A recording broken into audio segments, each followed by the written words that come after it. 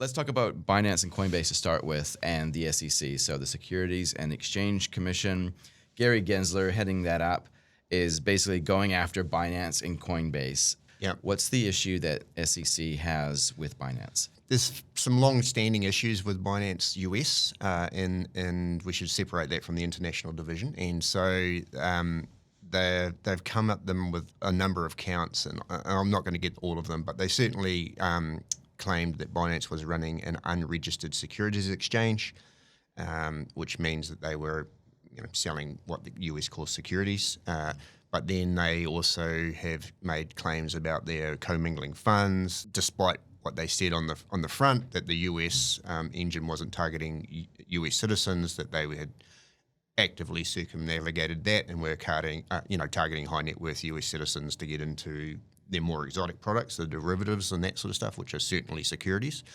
And then there were claims about how some companies that the CEO of Binance CZ owns and how they were interplaying and getting access to funds and stuff like that. So some irregularities there was basically what was going on there. And FTX, I guess, was an example of how everything was absolutely justified in terms of the complaints raised against them. Yeah. But I remember at the time, Binance was kind of like, relatively speaking, they were looking pretty good, Binance, right? Yeah. But the more I'm understanding about this, the less I'm coming to the conclusion that they are spotless in all that they've done here, because it does appear, to me anyway, that they have clearly broken some very obvious rules. Yeah, look, if the claims are true, it does look like there's been a few things that they haven't quite done. The SEC isn't the only government going after them, government department. Like, there's been some issues in Europe, France and Netherlands spring to mind, but I haven't looked into it. So there are some things that they've done either in the past or now that aren't quite aligned with the regulators' views in life, I guess. Yeah. Whether it's coordinated or not, that's getting into the realm of conspiracy, but there's certainly quite topical around that stuff at the moment. Yeah, we're certainly having a good flush out of these things. But Coinbase, on the other hand, they probably have, and they are, by all accounts, it looks like they are digging their heels in a little bit, and they're preparing for more of a legal battle. Totally, yeah. From what I understand, it seems justified, but can you just cover the differences? So Coinbase is also being charged with running an unregulated securities exchange, and they have totally come out and said we're going to fight this, and they've got actually some ongoing court cases with the SEC about this, and their complaints are numerous. Like they kind of said, so hang on, back in I think it was 2019, you, the SEC, actually approved our IPO, so you knew what we did. You knew we were running an exchange for stuff, and you said that was okay, and so there's a slight kind of issue there. They're also saying you've called out all of these coins that are securities, but you've never once said that previously. So it's kind of like you're running an unregulated security exchange because you've got all these things that we've never told you were securities. And then the final kind of piece of their argument is because the SEC came out and said, be regulated, be cool, come in, talk to us, come in the front door. But the front door was locked. They couldn't actually come in and have a conversation with the SEC about what was security and how they were running and all that sort of stuff. And they had a number of meetings, but there was nothing coming back from the SEC. And, if it was just Coinbase saying that, you'd probably go, oh, yeah, maybe. But then Robinhood came out and said, had exactly the same issue. Kraken came out and said, had exactly the same issue. So they have a basis for saying the SEC hasn't done its job in telling us what is a security, what can we list, what can't we list. They've no one's arguing against their KYC and AML policies and how they're running their business. They're just saying you've been running an unregulated exchange. Their fight back is, well, the SEC hasn't done its job in telling us what are securities. Yeah. Is Ethereum a security? Is Bitcoin a security? And they came out and some really high-profile coins in the top 10 got called securities last week. And it's the first time ever it's been said, Solana and Cardano and Polygon and Polygon, those sorts of things. All the assets probably that we talked about in our last episode. It's an interesting area, I find, because it kind of feels like we're underneath the authority of a lot of institutions that aren't democratically elected, and we're based in New Zealand right now having this conversation. So I'm speaking as a global citizen rather than as a local one here, but looking at the U.S., seeing the whole crypto ecosystem as almost like an open source movement, which is trying to create a more sound money system of sorts, fused with a lot of technology, under the belief that, in a sense, that if you fix the money, you fix the world. And that's not welcome with the incumbents, which naturally is frustrating, but at the same time, you have to acknowledge that you can't just change things willy-nilly. You have to go through a certain process, otherwise you create disruption. But like the SEC is an unelected authority, and they're effectively stopping innovation in a sense. Would you agree with that? Yeah, I mean, it's not just me agreeing with that. So there are several Congress people, I'll use that term, who have filed a motion to get Gary Gensler, who's the head of the SEC, the commissioner of the SEC, in line, because they're saying, we set policy. We're the government, we set policy, and we're elected to do that. And we have a process, because they have put forward some draft rules around how crypto should work. And the SEC's kind of gone on, throw down, trump cards, and they're going, whoa, that's not what you're there to do, and you're not in line. And so they're trying to bring him back in at the moment. And so it does feel a little bit like that. And there are some people who are hypothesizing that because Gary Gensler was quite close with FTX, this is quite a knee-jerk reaction. There are other people who are saying he might have aspirations for higher office with the Democrats.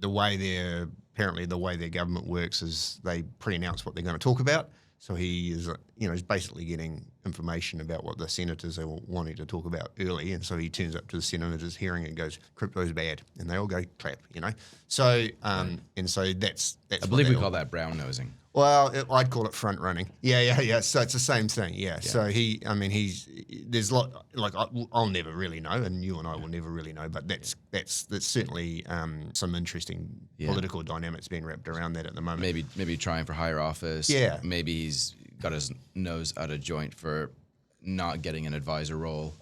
Yeah. So Binance announced that he tried to be an advisor to them pre-becoming the SEC commissioner, and that didn't plan out. Yeah. So, there's certainly some murky stuff going on. Yeah. And, it's not looking fantastic on either side. Yeah. I think an everyday investor would have in the front of their mind is this what we've always thought would happen at some stage, that regulators won't allow it and therefore we should stay away from crypto? Is this effectively what we're seeing? Is that the justification of all those naysayers from the last 10 years or so saying stay away from crypto, it'll bite you because it'll just get shut down later on? There's this path in disruption. It doesn't matter if it's money, which is what kind of this we're talking about, but if it's internet. And there's a meme that runs around and it goes, first they laugh at you and then they fight you and then you win. And, people would say probably for the first 8 years they were laughing at crypto and now they're fighting. And, this is a really US-centric thing, which really annoys me about crypto at the moment. It's so US-centric, and it's kind of supposed to be global anyway. Yeah. But it's like the prices haven't moved. They blipped, but they're back where they were. Yeah. And so you could argue that crypto's winning. Yeah, because it's certainly standing on its feet pretty strong. Yeah, and it's a very tribal market, and the more you fight people, the more they dig in. Double down. It's quite an interesting dynamic going on at the moment, and some of the more esoteric parts of crypto Twitter are really fired up about this, and people are crowdfunding civil court cases against the SEC and all sorts of stuff, right? And they, there's enough crypto wealth out there to make that a serious piece of money. So it'll be an interesting few years. But let's be honest, it's going to take years for these court cases to rumble through. Of course. And meanwhile, I guess in terms of the kernel of development and where the core communities reside and operate out of, that might be used as a bit of a... Seeing it already, right? Yeah. So the amount of new Bitcoin mined is certainly moving away from the US and into Asia. That's the biggest beneficiary, some in Europe, but into Asia. Europe obviously had its energy worries, so it didn't make sense. The cost per unit wasn't so great there. Hong Kong literally came out and said, we're open for business. We will, if you are a US-based business being persecuted, I think was the word they used, by the SEC, come and bank with us. We'll do it. And so, the competitive advantage of banking and the geopolitical environment is really starting to come to the fore in that regard. Yeah. Which is interesting. It kind of keeps the players accountable, just much like competition in any realm would. Yeah. I guess that's the cool thing when you're dealing with forms of money. Not all crypto is, but some crypto could be considered forms of money. It keeps government super accountable, doesn't it? Well, it can. Or can, sorry. Yeah, totally it can. But for me, like I was really public. I thought, Europe, because it's called MiCA, they've got some regulation out there, and I thought that would be the major beneficiary of it. Yeah. And particularly London, because they've got these struggles with Brexit. I thought they would kind of open their arms and pick up all the crypto companies, but it's Hong Kong, which I didn't predict. I didn't see that one coming. Yeah. Makes sense. But yeah, it is, it's kind of classic geopolitical economic stuff going on.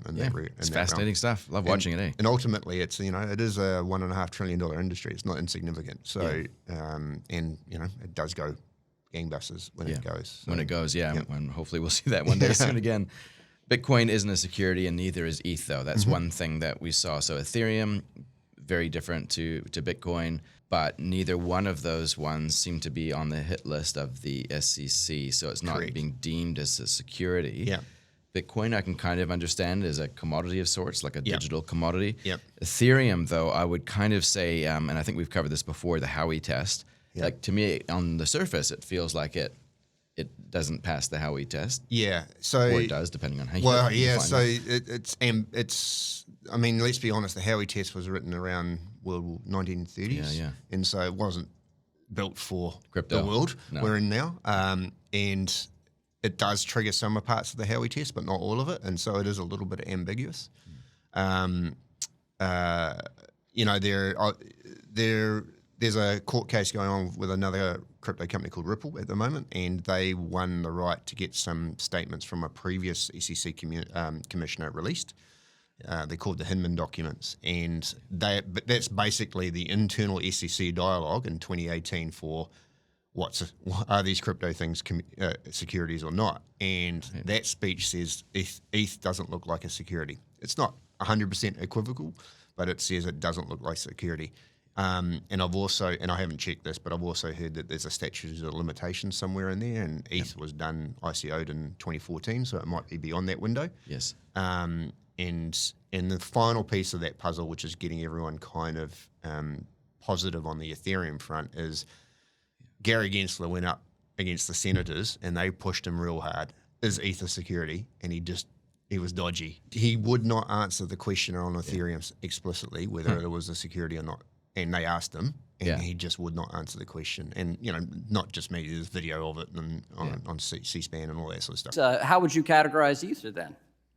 Look, I think that the general sweep of what Congress did, not just in the 30s, but as amended. I'm asking you, sitting in your chair now, to make an assessment under the laws as exist. Is Ether a commodity or a security? Without speaking to any one. I know you've repeatedly said you're not going to speak to one, except you've spoken to one, Bitcoin. So I'm asking you to speak to a second one, the second largest market cap here. And speaking to the tokens, there's 10 to 12,000. If there's a group of entrepreneurs in the asking about one. The public is anticipating a profit based on the... I'm asking you a specific question, Chair Gensler. I said this in private. This should be no shock to you. I'm asking this question. Is Ether a commodity or a security? And again, it depends on the facts and the law, and if there's a group of individuals... I'm asking you about the facts and the law sitting in your seat and the judgment you are making. And so, Mr. Chair, I think you would not want me to prejudge, because I'm also... But you have prejudged on this. You've taken 50 enforcement actions. We're finding out as we go, as you file suit, as people get Wells notices on what is a security in your view, in your agency's view. I'm asking you a very simple question about the second largest digital asset. What is your view? And my view is if there's a group of individuals in the middle that the public is anticipating... All right, so let me just ask a second question then. Do you think it serves the market for an object to be viewed by the commodities regulator as a commodity and the securities regulator to be viewed as a security? Do you think that provides safety and soundness for the product? Do you think it provides consumer protection? Do you think it serves the value of innovation? I think no should be a very simple answer for you here. I think that uncertainty is bad, is it not? And I think that Congress has said that there's one agency, the Securities and Exchange Commission, under this committee. And you won't answer my question, and you're the head of that agency. So give me a break. Come on. I've always viewed that Bitcoin is of crypto, but it is not crypto. Therefore, if you're getting started with the crypto space, start and ideally stick with Bitcoin until you really feel confident that you know what you're doing. Yep. But there's a bit of science out there that shows a small allocation towards Bitcoin can dramatically improve the performance characteristics of your portfolio. Yeah. So if you were investing in a bunch of stuff like a traditional portfolio and then you put a little bit of Bitcoin in there, you don't actually need to do much to increase the likelihood of a good return, but also you decrease the volatility or the ups and downs. And you've got some personal experience with this recently. Yeah. So let's be honest. So the charts for Bitcoin and the crypto market are quite correlated. Like it's so weighted. It is a cyclical asset. So there's definitely a lot of research that says out of 4 years, 3 of them are going to be good positive years and one of them's not going to be. And I've seen some stuff from a guy called Charlie Biello, and he said that in those 3 years, in the last 3 cycles, Bitcoin has been the best performing asset in every one of the 3 years when it's been positive, and it's been the worst asset when it's been in the negative one. So that's what it does. And so the answer then is don't look at the price, invest for a long time, and dollar cost average in. That's kind of how that's the answer. The answer it is. There are other people that have done research out there. A company called K33 looked at a classic 60-40, so 60% equities, 40% bonds, and then went, no, we're going to buy 3% Bitcoin, and we're going to go back to 2014 actually. So we're going to go back and back test it that far and see what happens. And so you end up with, what was it, 58.5 and 38.5, and then 3%. And even, given where that was earlier in the year, given where we were in that cycle, you still came out 6 or 7% ahead. Yeah. And it evened out the volatility of the equity downturns that we've been having. That's the best part. Bitcoin is slightly decorrelated from those things. Yeah. And that's a really interesting side benefit of this. I think that's like one of the best kept secrets is that it actually can decrease your overall your risk adjusted rate of return is actually really good. Yeah, the Sharpe ratio, right? Sharpe ratio, because you got some yings for your yangs, yeah, right? Totally. And so and there's other people, Swan Investments have done something similar. They looked at actually a 2.5% and a 5% allocation. They went back as far as 2014. No surprise, like Bitcoin's really gone up since 2014. So if I had 5%, I would have been 60, 75% ahead of their normal portfolio. Yeah. But way more volatility, and so the Sharpe ratio was like 1.5 or something like that. Whereas if I went for 2.5% allocation of Bitcoin, I would have got another 35% return on my portfolio, and my Sharpe ratio would have been 1. Yeah, actually better than non-adjusted, because it just took out the zigzags, right? Yeah, you can't just look at products and just sell them off the shelf without actually thinking things through like this. It's quite important. And so again, like we're a proponent of owning your own Bitcoin. So if you come to us, you become the bank. You can buy Bitcoin, a fraction of a Bitcoin. You don't have to buy a whole one.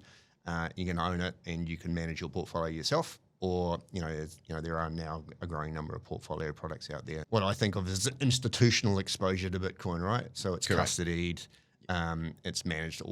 You don't have to worry about all of that complexity. All the stuff that scares some people, right? Yeah, a lot of people are scared about. Like, this is the one most common complaint that I get is that as soon as you get to a discussion around how you hold Bitcoin and you store it, that's where people get a little bit nervous and they lose a bit of enthusiasm. But the great thing with these institutional products, as you call them, is that it gives you exposure to the price movement of Bitcoin. Yeah, you sacrifice Bitcoin as a medium of exchange, but you still have the price appreciation, tax efficiently, I might add, as well, depending on who you talk to. Exactly. Relative to your wallet that you might have, which some people are going to be gravitating towards, but other people, like I think, do both. Yeah, well, I mean, I own a little bit of Bitcoin as well, because it just makes sense, right? For me to do that. And, if you listen to other people, is it Raoul Pal? He's like, the only asymmetric bets left are technology stocks, and it actually they only look like 7 stocks at the moment, and crypto. That's right. And everything else is crypto, property is underperforming versus inflation. Right? Yeah, and so you're going backwards. That's right. And so, and it's ironic, like the S&P 500 is up, I think, 15-16% this year. 7 companies are up 92%. So that points to what's going on. Nvidia, Tesla, Microsoft, Amazon, Meta, and one other, right? Yeah. And it's like, So that's not actually an indices that's doing a great job because it's so weighted, so skewed to these big guys. But, tech stocks. Yep. And crypto. It's not that complicated, isn't it? And those tech stocks is actually AI. Yeah. Everything else is in the toilet in tech. Yeah. Going back to the institutionalized products, we have BlackRock is coming out now, and they're aiming for an exchange, like a spot exchange traded fund. This is slightly different to the products that are available at the moment that are futures-based ETFs, and we've covered this previously on the show. Yeah. The spot ETF, the timing is interesting. BlackRock, one of the biggest fund managers in the world, just starting to do this. Do you have any comments that you want to share around that? Oh, it's fantastic. Yeah, no, I mean that genuinely. That they've chosen this time to kind of come out and say now is the time for an ETF. And the way I think of an ETF is it's another institutional way to get access to Bitcoin. You get the biggest, I think they are the biggest asset manager going, we want to do an exchange traded product in Bitcoin and list it. Yeah. Is a fantastic outcome. Yep. And they've just gone to the SEC saying we want to do this. And they're not the first, right? They are behind 50 or 60 companies who are mainly crypto companies who have said we want to do this. But they are the 90,000 pound gorilla who said this is a good thing to do. And all the right people know all the right people there, and it's more likely to get passed. Sure, right. And it's going to force the SEC's hand on some of that stuff as well. Right. So, in all likelihood, there'll be some agreement that the custodian will be separate from the issuer and all that sort of stuff. And that's the perfect thing to happen in those institutional products. Yeah. There's growing trends around that. You shouldn't have the custodian, even in an exchange, the custodian being the same person as the exchange. Yeah. For me, it's a fairly big signal, a bellwether event that it's going to come. Okay. And I wouldn't want to be the SEC arguing back because if you think about BlackRock, the amount of lawyers and analysts and stuff they've got, it'll be a pretty tidy application for an ETF, right? And so it's going to be hard to fight that one back. Well said. Yeah. That's good.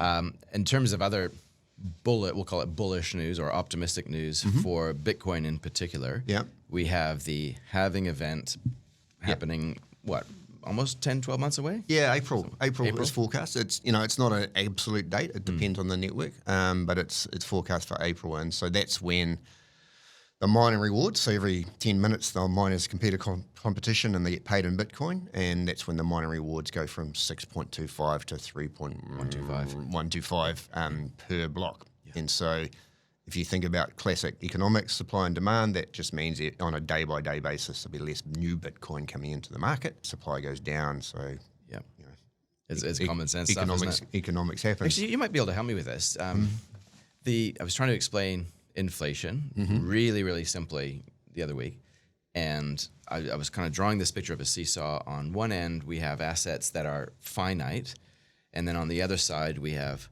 dollars. And it's almost like when one gets heavier, you need to put more of the other thing on the other end to balance it out. It always has to be in equilibrium, right? So if we think about Bitcoin is kind of like getting heavier in a sense, right? Because it's actually, if you think about how many people are leaving their coins on exchanges and they're losing it, or they're losing their passphrases, and the block rewards are halving every roughly 4 years, then the new supply is decreasing, and really it's being lost. And so that's getting heavier in a sense. Roughly around the same time that we have quantitative easing going on and lower interest rates that spark, not necessarily today, but that's the general theme over time, is that money supply is increased with banking activity. And so that's like a really simple picture to talk about how, that's how it works. It's interesting. I hadn't thought about the seesaw visual that you just went through. So the best way I like it explained is Raoul Paul's. He's like, everyone thinks the prices are going up, but actually what you have is getting less. Yeah, correct. The asset itself isn't actually changing in value. That's right. And if you strip out all of the quantitative easing, he's done the analysis. He said if you strip out all the quantitative easing, the price of gold hasn't moved, equities haven't moved, Bitcoin and tech stocks have moved. So it's more about the fact that they're just every dollar is worth 90 cents now is worth and that's the problem that's going on, and there's just more of them. In terms of how I think about inflation, so for me it's more about what I'm getting is earning less. So in a Bitcoin, we shouldn't shy away from the fact Bitcoin is actually right now inflationary until it gets to 21 million. That's it. They're adding more every day. And, every 10 minutes you do the maths that, there's quite a lot of them. I don't actually know the number, but there's quite a lot of them being added to the supply. But it's still less than the demand coming in terms of new wallets being created, in terms of new new activity, things like ordinals and all that sort of stuff going on. Yeah. So that's how I think of it. So whereas in traditional finance, the quantitative easing is way more, the supply is way more than the demand. So that's how the little difference going on there. And so we're not magicking up more houses. We're not magicking up we're not like Australia. We don't go and dig a hole and discover minerals and all that sort of stuff. So it's a lot harder to fulfill that demand there. But it's a great story though on why we invest. Right, we're trying to keep pace with the debasement of our units that we have to buy goods and services. Those are constantly being watered down. Yep. And that's why we have to invest. And that's why we have to invest in things that are hopefully appreciating in value at a rate which is greater than the rate of inflation, just to stand still, right? Yep. And on the topic, though, of Bitcoin, because depending on where people are at listening or watching this, they'll have a view of Bitcoin which is at a certain level. Yep. Some will see it purely as magical internet money. It's a scam. It's rat poison. It's weird. It's weird. Yeah, That's right. Yep. Others see it as the way of the future and all the rest of it, but the network itself is almost showing it what it is. And what I mean by that is around the ordinals, and maybe we could have a quick chat around what an ordinal is and what's starting to happen there, and maybe even starting with Taproot. Would you be able to, like really simply, what was the Taproot upgrade? So Taproot was a software upgrade to the core Bitcoin network, and it was trying to do a lot of things, added a little bit more security, but it made so every one of those blocks every 10 minutes, it made those blocks more efficient in terms of how it was using data. It made that data more accessible to people. Okay.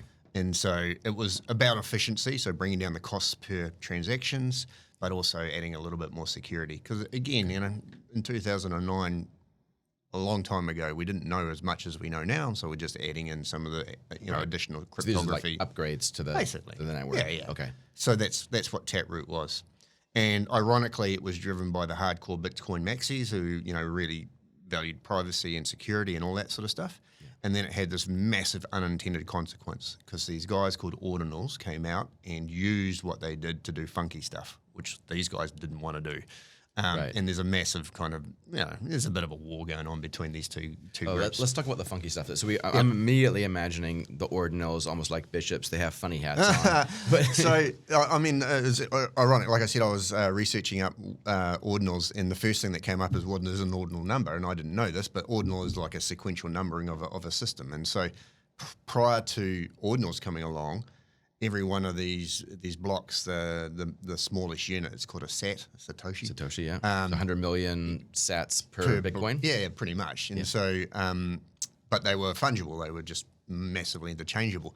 But ordinals came along and ordinalized them. And so they put serial numbers on every single sat. So they suddenly became unique. So non-fungible. Got it. And then what the other clever bit that they did, so that was clever bit number one. And clever bit number two is they allowed, they used Taproot to start injecting a little bit of data into the Bitcoin network. And so it suddenly became a non-fungible token, and they did it with art.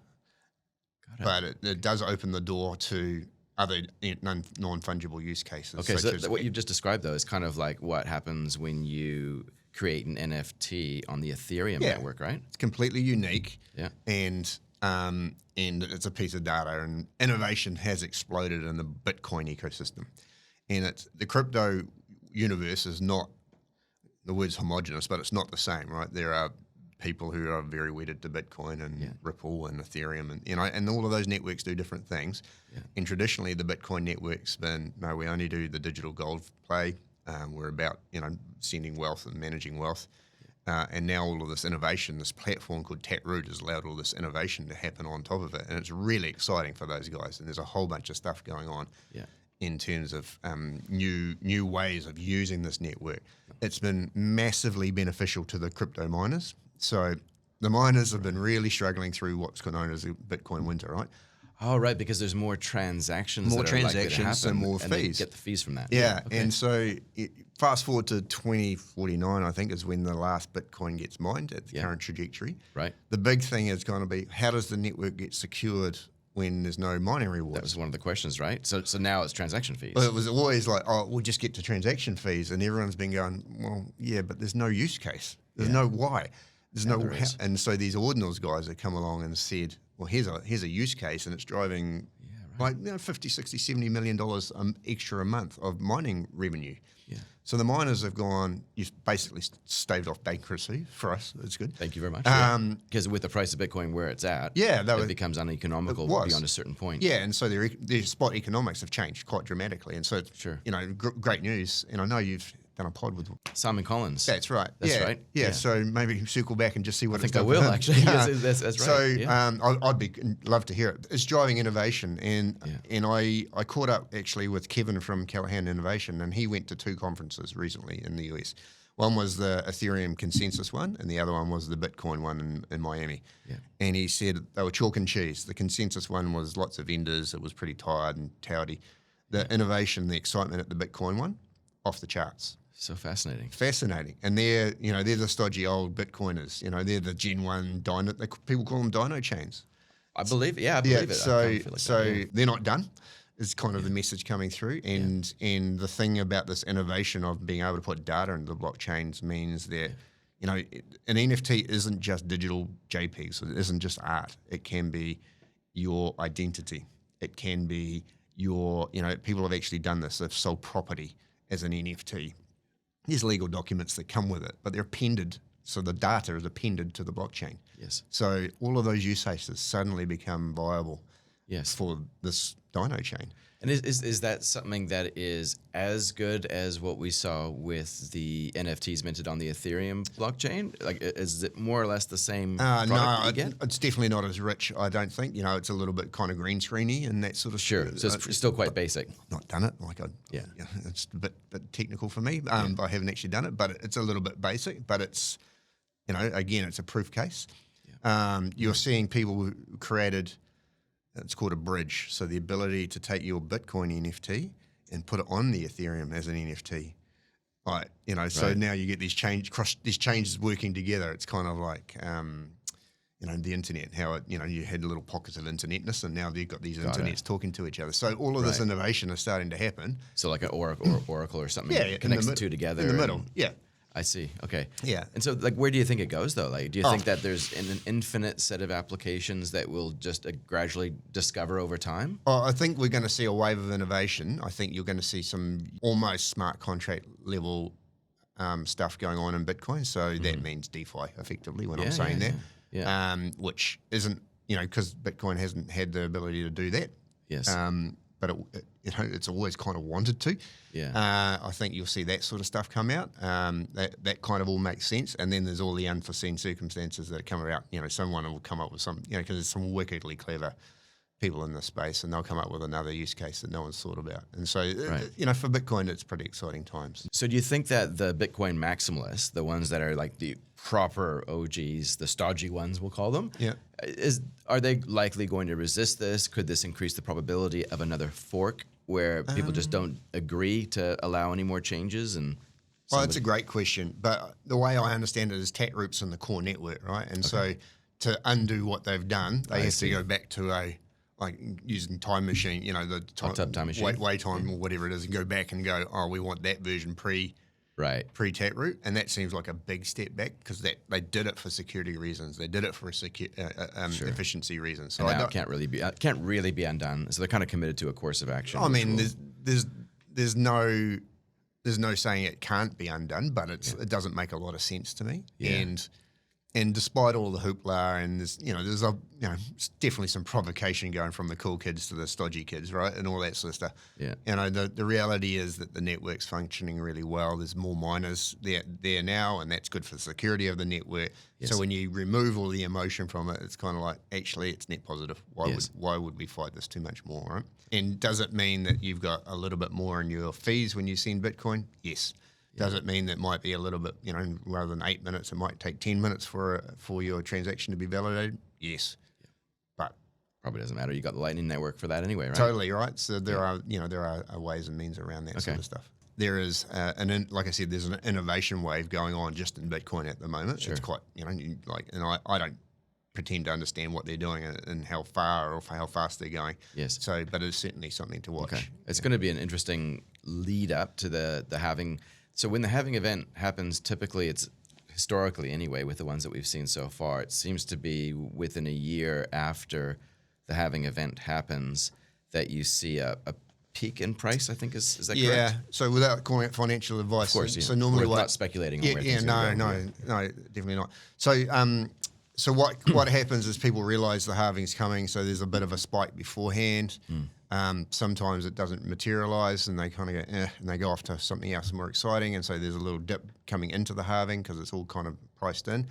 And then the story, because it's always a narrative, the story is, maybe we're not going to get the blip this time, and then afterwards it goes. And so, in 2020, 2021, it went up, from, I think the low point was 6,000 and it got to 60, right? So 10x'd. Yeah. And the 2017 one was even more, it was 20x or something. So, the volatility on Bitcoin does appear to be slowing down, but the trend is secular. It is, it goes up and down, but if you look at the line, it keeps, at the moment it keeps going this way. And up and to the right. Up and to the right. And every time we have a low, we call them crypto winters, the low's a little higher than the previous time. And so the data supports that. That's not me just making that up. And again, past performance and all that sort of stuff can't predict it, but the data supports that this trend continues on. And meanwhile, like in the, we'll call it the analog world or the incumbent world, where we have central banks that oversee the banks in a local country, and they oversee how banks operate, insurance companies. In the case here in New Zealand, the Reserve Bank in New Zealand is definitely pursuing the idea of central bank issued digital currencies, as is Australia, as is a whole bunch of other countries, including the US. And I look at that and I go, well, they're probably not ready yet to roll it out en masse. I think it probably needs a little bit more time for them to get their ducks in a row. There probably needs to be a use case which is quite evident, and it feels right now that CBDCs are being created and they're a solution to a problem that we haven't seen yet, but maybe it's just a matter of time before we see that problem. And when we look at the halving cycle, we look at what regulators seem to be doing, at least in the US, around trying to go after the whole crypto ecosystem. The timing is just interesting, and I'll try not to get too conspiratorial with my line of questioning here, Paul. I can see you're getting nervous. So What are your thoughts, though, on CBDCs? Good, bad, or otherwise? Oh, look, again, it depends on their application, I guess. And so, I'm a big believer in digitization, and so that's why I do what I do. I think, everything else has been digitized. Why not money? That's kind of, the short story of easy crypto humor. That's why we believe in it. So do I think there's benefit in digitization? Yes. Everything I've seen and read suggests that these things are 5 to X years out. The use case seems to be an and. So it's like we had, normal paper money and we're going to have this digital money, and they're not replacements. It's an and. The current thinking, I believe, is that CBDCs will again become more of a platform, and they'll open up a wave of innovation on top of it. And so that's the things where you start talking about smart contracts. So, you run a business. I'm sure you have to pay GST and taxes and all that sort of stuff. Imagine if a smart contract just did that for you. The government would get its tax take at point of sale effectively, and you wouldn't have the laborious task of doing that. So there are definitely some potential upsides in doing that. It can't be done using the blockchain technology that I know and love, because that's incredibly transparent. And so the moment you knew what my wallet address is, you know how much money I have. That's what blockchains can do. They're very transparent. And so how do you preserve that privacy of cash-like quality where, I spend, but you can't see everything I've got? Maintaining all of these obligations that the central bank will have to deal with around AML and all that sort of stuff. Yeah. Anti-money laundering. Make it work with technology like wallets. because the wallets will have to accept them as well. Banks, two of the big Australian banks have come out and built their own stable coins because they're kind of going, we want to get ahead of this. That's my read. They want the benefits of instant settlement, which crypto can do. They want to do this thing called tokenized deposits. So it's not really a stable coin. It's your deposit. We just tokenized it. But it gives them the ability to send it all around the world without all of the fees and all of the corresponding banks and all of that sort of stuff as well. The US, is again very partisan on this stuff. The Republicans in particular are really anti a CBDC, and I think Ron DeSantis has already come out and said, in Florida, yep, we're going to ban it. I'm going to ban it. And again, that's their inherent conservatism coming through, which is that privacy part of it, I think, is how that's playing through. There was a lot of feedback to the RBNZ. I know that, 6,500, pieces of feedback. And I don't know the exact numbers, but probably 6,000 of them were about privacy. And then the rest of it was other use cases and have you thought of and what happens to the banks and, all that sort of stuff. Not a couple of data points, but just some interesting data points. We've seen some significant bank failures, which is ultimately leading to a consolidation of banks in the U.S. Yep. As a direct result, I think, of interest rates that are too high, too fast. Yep. In my view. We're seeing a big uptick in regulation attempts or regulation through enforcement attempts from the likes of the SEC and the CFTC. Thank you very much. Yep. Digital IDs, they're not going away. ESG scores, like we see that in investments, but hey, that's coming to probably a CBDC wallet near you too at some stage. And so there's all these... Could well be, right? Yeah. So there's all these very valid concerns, but on the flip side, the thing that I kind of go back to, and it's a conversation I had with somebody else of probably about a year ago as well, was around opening up the floodgate to an ecosystem which could see a lot more wealth entering into it. So like the CBDCs could be a big open door for a lot of wealth to get into the digital ecosystem, which ultimately is bullish for everything that's already in that space. I think you're trying to say that a central bank digital currency will get people familiar with using digital currencies, and so they'll be able to then access other, more speculative assets in a way that they're more comfortable with. Yeah. Because at the moment it's all foreign. I've got my banking app. Why do I have this other app? This kind of stuff, right? Yeah. So that's certainly a line of thinking, and I know several companies are, looking at the next wave of adoption in blockchain and crypto and going, what we have in terms of these self-custodial wallets needs to change. It needs to be a little bit more like what we're familiar with in terms of banking apps, because for most people, writing down 24 keywords and all that sort of stuff, not going to do it. No. And if they just tick the box and then, they have the oh my God moment. And so that can't happen either. And so we need to come to a way, and it can't be the hardcore crypto heads, because they love it. They love what they've built. They think it because remember, back at the very genesis of crypto, it was a bunch of cyberpunks, security nerds, and UX was not a big part of their thinking, and it never was. Yeah. And they did build something incredible, and they did build something very secure. Yeah. They just didn't think about how people use it.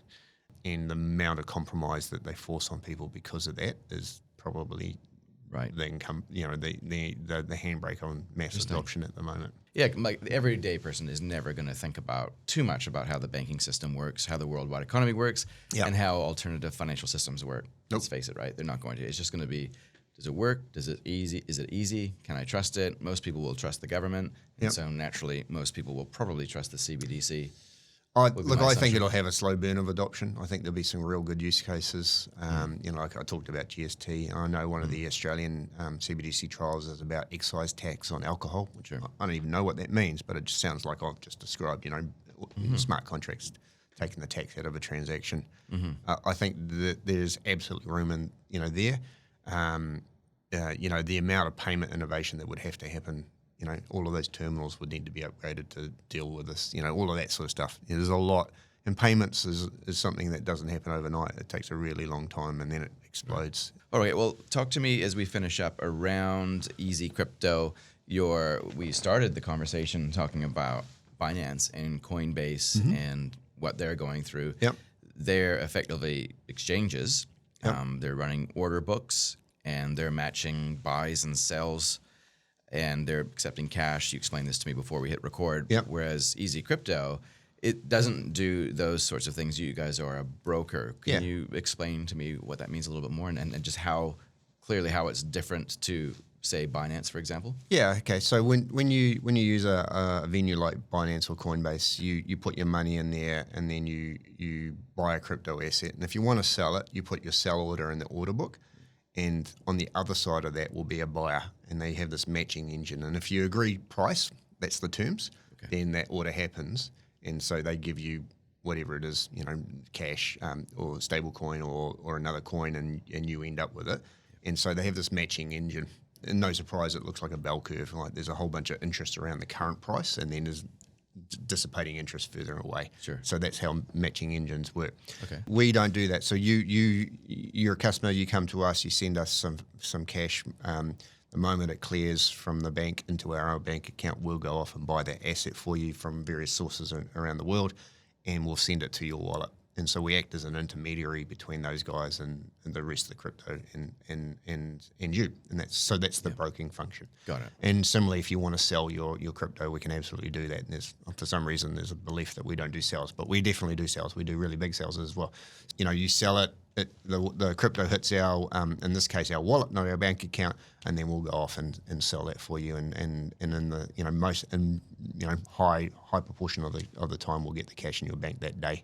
And that's the goal, right? Is to be like a really fast, efficient crypto on and off ramp. Totally. So that people can kind of feel secure, right? Like they're not taking risk with the platform itself, because you're kind of just a service that people would use on the way in and on the way out, but you're not really putting your trust in Easy Crypto long term. Yeah, well, we're non-custodial. We don't hold your crypto assets. We don't hold your money. We don't, longer than we need to facilitate the transaction. It's important to know that. Minutes. In most cases, and so that's what we do, and that's our special sauce, and that's how we work. Yes. Janine was out publicly talking about some of the challenges Web3 companies in particular in New Zealand are facing with certain banks. We're fortunate to have a great banking partner, and we continue to do that. And we're a business that has the ability to do that, all day, every day. And the 7-day banking move that happened 3-4 weeks ago now. Yeah. We can do it now. All the time. Pretty much all the time. Again, it still depends on the banks. Some of the banks have actually moved back to 5 days because it was causing a whole bunch of distress for their clients. Again, that's what we're built to do. And so taking your cash and turning it into crypto, or taking your crypto and putting it into your bank account on that day, I think we're one of the few providers that are able to do that in New Zealand now. Just 2 more quick questions. Cool. One of them is around the banks that might sometimes give people a bit of a hard time. And by hard time, I mean stop a transaction and then query you for trying to make the transaction. Yep. Some people could interpret that as, hey, this is the incumbent financial system trying to put the kibosh on development, and they're slowing things down. Don't be a party pooper. Get out of the way. Let me do my business, right? Yep. And then on the other side, it's not like that. They're actually genuinely trying to protect people because of what? Our view is that they're none of it's malicious. Like they're genuinely trying to help their customers, and times globally are tough, and we've also seen a rise in industrialization of scams. Wow. That means sophisticated scammers. Sophisticated scamming. This isn't us talking. This is people like CERT and the Department of Justice in the US. Like there are apparently rooms full of people who are that's all they do. Their day job is to scam people. And so it's really becoming industrialized. Right. And so the banks have an obligation to help their customers make sure that they stay away from activity that might be costly to that people. And so they're responding to that as well. Sometimes we wish their language was a little bit, better. We are a business that operates in crypto, but we are a business that works really closely with all the banks around scams and fraud. Oh yeah, totally. We are, where as often as not, it's us reaching out to the bank going, we think there's something suspicious going on here, as the bank going, hey, we think there's something going on here, and happens sadly daily on multiple occasions because there is just a ramp up in activity. Yes, I don't think anyone who works in the Web3 ecosystem would deny the fact that sometimes we have banking challenges, and sometimes possibly, the brush is a bit broad in terms of how these their responses going on. And they'll have a script. They won't necessarily understand it at the bank, but they are trying to do the right thing. And I guess it's just testament to the fact that if you're going to be a criminal in the world, you're going to use a system which is really efficient, and that just happens to be crypto. Well, it's probably an undesired feature. But I would argue that using public blockchains is a really silly way of doing criminal activity because it's very, very transparent. You should just take out US dollars cash. Really, not that I'm giving advice. No. I went down to a financial crimes event in Wellington, and that would be fun. It was. That sounds like a really good event in Wellington. some of it was incredibly enlightening. Okay.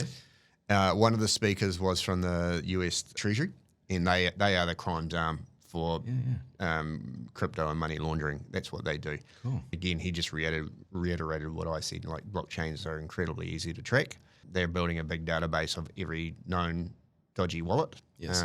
And the moment that goes ping and it connects to an exchange that they can serve, they've got them. Yeah. And then they go and get the data and they build their database. That's what they do. Yeah. His message was, there's a bit of crypto crime that, they do go together, but don't be afraid of it because it's so transparent.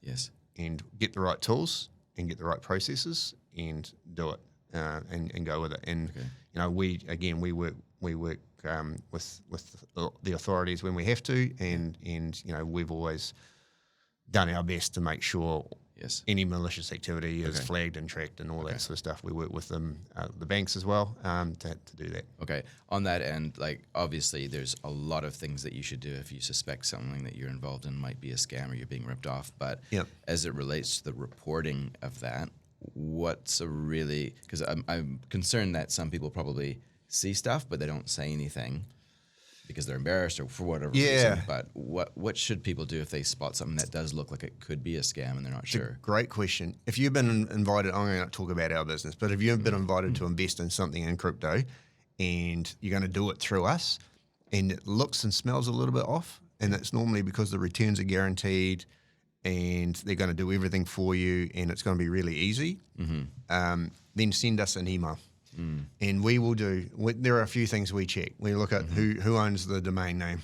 Yeah. It's like, where are they registered? Is it registered anywhere at all? Do they have any disclaimers or anything like that? And then sometimes it's as quick as Googling, is this a scam? And it's like, it's got a high scam score. It's like, well, I get they're promising you big returns, but that risk is just too much. And I see those emails come through, and we would welcome that. We would much rather spend a couple of minutes having a quick scan to say, this looks bad, than have you come back to us and go, hey, I've lost my $1,500, my $5,000, my $1 million in some cases. Yeah, totally.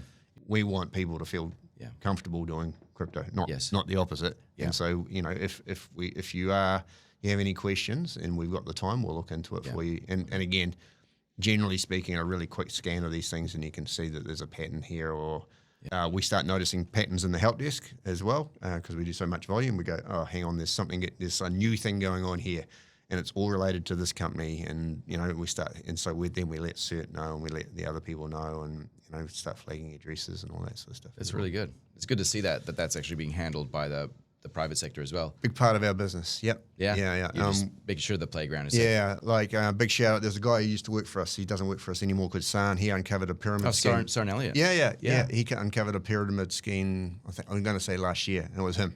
Oh, no way. He just kept going, and he went, holy heck, it's bigger than bigger. And I'm sure, there's people doing that all day, every day in various parts of the world. Yeah. But, it was a big deal for us. Okay. It's an important space for people not to feel scared of, and that's why I wanted to mention the scam thing. I think understand it, but then understand what a good, safe, honest, good use case is for crypto and how you should interact with it. Occasionally I'll be dealing with people with very small amounts of, usually it's Bitcoin that I'm talking to people about, or sometimes there's people, especially in the last 12 months, that might be either a trustee of a large trust, or they just have a large holding of assets, or they want to get into Bitcoin big time. Yep. And I'll be talking to them about the strategies and how that fits in their portfolio. But when it comes to the purchase or the sale, I guess, of very large tranches of crypto, I know Easy Crypto has an over-the-counter option. Yes, Can you talk to me a little bit about that? Yes. Effectively, it's a more personalized service. So if you have an account with us, you can buy and sell crypto, put dollars into crypto and put crypto into dollars into your bank account. Yep. With our OTC service, there's quite a high bar on that, so $500,000 orders and above. And if you come to us, then we can talk about what you want to buy, and talk about rates. So there's obviously a volume-based discount on that. If you're going to do it regularly, we might have to come up with some other arrangement, and we can certainly do that. But yes, we can help people in that regard. Yep. In terms of the volume, we think we're the biggest in New Zealand. It's really hard to tell, but we do a lot. And so, orders that size are not uncommon for us. Yeah. If you start talking about multiple millions, we might need to do some planning just so that we can do what we need to do in the back end. And that means just make sure we've got enough liquidity in certain venues to be able to buy and sell that sort of stuff. Again, that's just part of the organisation that comes with it. Sure. And so, but again, like I said, those size orders we're really comfortable. Because there are limits, right? Like if you don't use the over-the-counter service, the OTC service, you're going to hit what, I guess it's dependent on how you answer some questions on your account, right? Correct. So as part of our anti-money laundering policy and compliance policy, we put limits on you. And so if we know a little bit about you, you can do up to $10,000. And then if we know a bit more about you, it goes up to, I think, $100,000 a month. And then after that, then you have a conversation with our compliance team and work through what the appropriate limit is for you. Yes. And we need to know things like where is the money coming from, or the crypto. And we have an obligation to be a good actor effectively. Yes. And you might have the money, but if we see you going off to a gambling site, that's not what we're about. Sure. So there's some due diligence that you do. Yeah. Is what you're saying. So we do checks and make sure that you are able to do this, and it's coming from legitimate sources, whether that's crypto or not. If you bought the crypto through us, easy peasy. Yeah. If you say you bought 5 Bitcoin back in 2018 and you're selling 5 Bitcoin, which is $200,000 or something, that's easy. That's no problem. But if you got the crypto from some other venue, then we just need to know where it came from, and we'll have a look at the wallet address and make sure it hasn't been into any places that it shouldn't have been. Okay. And that sort of checks and balance as well. Okay, no, that's good. Yeah. No, thanks for that. And I think for people that are thinking, well, I could always just put all my money into crypto if I have to. Yep. Of course, get financial advice if that's the case. Yep. But don't assume that you can just put hundreds of thousands of dollars into crypto just like that, because you're probably going to need to pave the way first, right? Yeah, and again, I would encourage you to get familiar with it if you're not familiar with it. Start using wallets, do it with small amounts, move it around, make sure you got your security. Yep. I know you spoke to Paul from Everlasting around multi-sig wallets and all that sort of stuff. So, definitely. Operational security, I've got my fingers in there, but OPSEC is a big part of what you're going to do if you're going to hang on to it. And if you've got a lot, you might want to think about how you store that, and make sure that if you are sadly affected by an incident, you can't get to your keys. Yeah, how does your family get the wealth? Exactly, all that sort of stuff. Really so important, right? Yeah. When you're building for the digital future that we're heading into, make sure you got everything sorted. We've covered a lot of ground today, haven't we? So we've talked about Binance and Coinbase. We've talked about, is Bitcoin a security, the BlackRock move into the ETF zone, CBDCs, the halving event, Taproot, ordinals. The only thing we didn't talk about, but I guess it's kind of irrelevant now, is what's happening with interest rates. Your general thoughts. So let's finish with that, right? We had the U.S. Fed pause. We had the Australians. Well, they're going up another notch now because they probably paused too soon. Yeah, it looks like it. Sounds like we're pausing, maybe. Yeah. Do you think that the worst is over? Is deflation going to be our new worst enemy, or is inflation just a little bit dormant? What do you think? So Australia does look like it's still going up. Inflation-wise? Yeah, inflation-wise. And rates, and rates-wise. And, they kind of signaled, I think, 2 more moves at least. America does look like it's coming down. I think my read of the last announcement last week was they tried to jawbone the market into thinking it wasn't a pause, but it really was a pause. So they came out with an ultra hawkish statement that says, we're not done. But if you weren't done, why wouldn't you move, I guess is the question. And so I think they just tried to keep, tell the market to chill its jets in signals. And every central bank has always got the right to move rates later on, I think. So Europe doesn't look like it's done. They got more roses in them. I don't think they've quite got, because I think I know it's kind of in the 6s in mainland Europe, so it's still quite high. UK is off the charts. Their wage inflation's 12.5. You know, they got big problems, and so they've got they're on a different trajectory. Japan's just got way too much debt, so it's just going to keep going, keep with its loose monetary policy going. China blinked, you know, they started cutting rates to stimulate their economy. So I think I just don't think it's the same all over the world. Yeah. India looks like the growth engine going forward at the moment. You know, as you said, Australia, they look like they've got more. New Zealand, you know, being in a technical recession, you know, there is some really interesting things like wages are below inflation. You know, I think there was some data out, you know, of 4.5% or 5% today. Yeah. Inflation is still ticking along at 6 and a bit, right? Definitely, people are going backwards. That's there's no doubt about that. Yeah, adjusted for inflation. Yeah, and you know, you see the anecdotal stuff in the retailers. They're certainly, you know, as a canary in the coal mine, they're certainly saying volumes are down. So I think, you know, I think New Zealand we might be done. You know, that's a guess, but I think we're going to look back and kind of go, you know, we called out Governor Orr for going too aggressively too early, but he might have actually played it pretty well. I'll personally send him a little apology card. Yeah, I promise. Well, tough job, but I think the market likes the way he's done it better than Canada and Australia, where they paused and then they went, and they have to come back, because last week's Australian move really caught the markets out, and it's, for me, it's flabbergasting, right? Yeah, the inflation was higher than New Zealand's. They were 2 points below our OCR, and they're going, oh, it's a surprise move. I'm like, I don't know. So obviously, US is the biggest financial sector in the planet. They're coming off. I think, you know, good news there. The timing of when, you know, QE happens and all that sort of stuff is probably out there. But I think they're done. And then that normally means there's a pause, and then there's quantitative easing of some sort, because the economy gets undercooked, and more money means more asset prices, right? That's just right. how it seems to work.